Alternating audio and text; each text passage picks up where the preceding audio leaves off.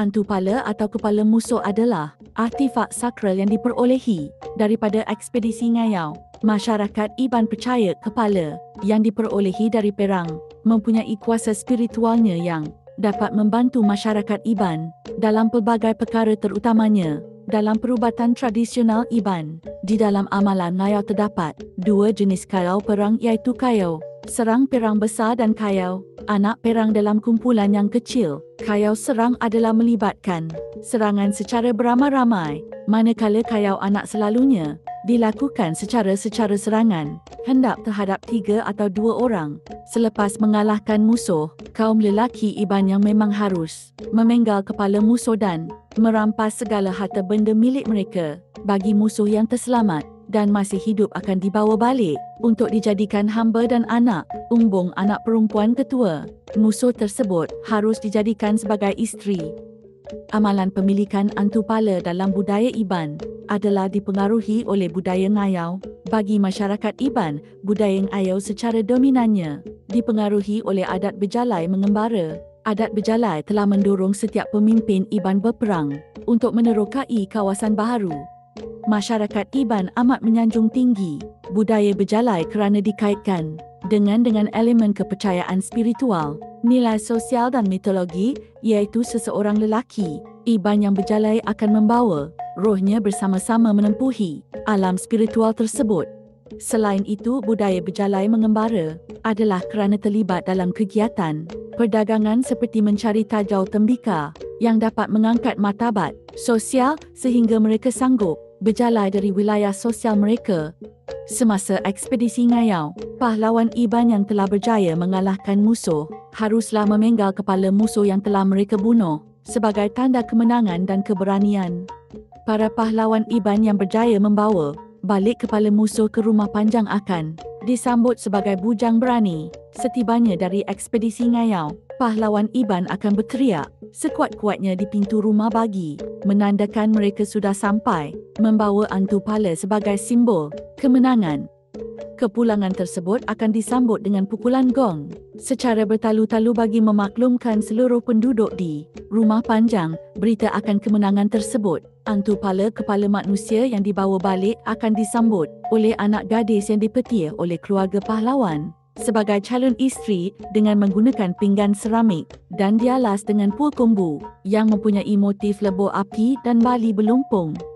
Wanita Iban pada zaman dahulu tidak peduli seandainya menjadi balu di usia muda, asalkan suami mereka dapat membawa balik kepala musuh bagi memiliki gelar bujang berani dari masyarakat Iban. Oleh itu, semasa proses meminang anak gadis, lelaki Iban harus menyediakan antu pala kepala musuh sebagai hantaran perkahwinan, sebagai tanda keberanian dan tinggi tarafnya sebagai kelompok sosial masyarakat Iban. Sebelum menjalankan ekspedisi ngayau, satu upacara akan diadakan, iaitu gawai kenyalang. Menurut sumber lisan Iban dari Saribas, gawai kenyalang merupakan gawai yang paling tinggi dan besar Iban kerana sambutannya merupakan pesanan atau permintaan khusus oleh petara melalui mimpi kepada masyarakat Iban. Masyarakat Iban percaya bahawa setiap pesanan petara harus dilaksanakan sebagai satu kewajipan bagi mengelakkan bencana dan hal-hal yang tidak baik berlaku di rumah panjang. Dalam kosmologi, Iban mengatakan bahawa gawai kenyalang merupakan upacara ritual yang dibuat oleh orang panggau dewa-dewi di Panggau Libau bagi meraihkan dewa sengalang burung, dewa perang. Di dunia manusia, sengalang burung dikenali sebagai burung enggang Rhinoceros hornbill, iaitu merupakan raja segala burung. Oleh itu, terdapat 3 tujuan utama sambutan gawai kenyalang, iaitu 1. Untuk meraihkan dan memberkati perjalanan tuai kayau bersama pengikutnya sebelum mereka melakukan ekspedisi ngayau. 2. Seseorang, biasanya pahlawan yang dikehendaki oleh petara Tuhan melalui mimpi untuk mengadakan gawai. 3. Meraihkan hasil pertanian yang lumayan dan barang-barang berharga hasil daripada aktiviti berjalai mengembara.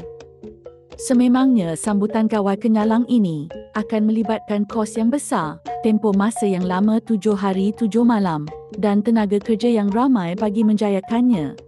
Masyarakat Iban percaya bahawa kepala musuh yang diperolehi dari perang mempunyai kuasa spiritualnya tersendiri. Mereka percaya bahawa antu pala dapat membantu masyarakat Iban dalam pelbagai perkara terutamanya dalam perubatan tradisional Iban. Contohnya, upacara gawai burung akan diadakan untuk mengubati pesakit yang tenat dan dipercayai diganggu oleh hantu jahit roh jahat atau terkena sihir. Bagi mengubatinya, maka Manang Bomo akan menggunakan kuasa hantu pala bagi memohon restu dan pertolongan daripada petara untuk proses penyembuhan. Selain itu, kedatangan musim kemarau selalu memberi kesulitan kepada masyarakat Iban yang menjalankan aktiviti penanaman padi bukit. Tanaman padi yang tidak menjadi akibat struktur tanah yang kering dan kontang akan memberi kesan kepada sumber makanan harian masyarakat Iban. Bagi mengatasi masalah tersebut, masyarakat Iban menggunakan kekuatan spiritual hantu pala untuk memanggil hujan. Selain itu, masyarakat Iban percaya bahawa hantu pala dapat memberi kekayaan kepada pemiliknya serta boleh dijadikan azimat untuk menjaga rumah panjang dan sawah milik mereka daripada pencuri dan binatang berbisa. Pada masa dahulu, untuk mengekalkan nilai sakral yang terdapat pada hantu pala tersebut, haruslah selalu diberikan persembahan makanan pada setiap bulan. Walau bagaimanapun, sekiranya hantu pala tidak mampu untuk memenuhi keinginan pemiliknya lagi, maka mereka harus menjalankan ekspedisi Ayo semula bagi mendapatkan kepala musuh yang baru. Namun kini, amalan tersebut sudah tidak diamalkan lagi dalam kebudayaan masyarakat Iban setelah dihapuskan oleh Raja Brok pada tahun 1849, iaitu selepas kekalahan Iban dari Saribas dan Skrang dalam peperangan dengan askar Brok di Beting Marau.